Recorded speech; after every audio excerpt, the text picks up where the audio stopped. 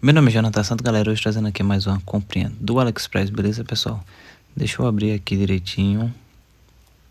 Deixa eu abrir aqui, vamos ver. Eu gosto geralmente de comprar coisas na China, não sou muito de comprar coisa aqui no Brasil não, porque na China vem melhor qualidade. Veio aqui os parafusinhos, uma chavezinha, nada muito interessante porque eu já tenho muita mesmo. Deixa eu ver aqui. Veio sempre protegido aqui no plástico bolha, que é muito bom. Evita de quebrar ou danificar. Eles sempre têm uns cuidados interessantes de enviar. Lembrando que essa tela aqui é em céu e ela custou R$ 84, que foi bem baratinha mesmo.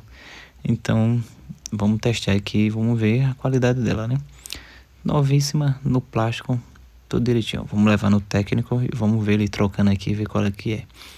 Aqui ele tá testando, né? Ele conectou aqui na placa aqui para fazer um teste, né?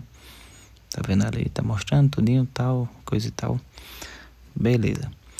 Aí, depois de fechado, o celular já tá reiniciando.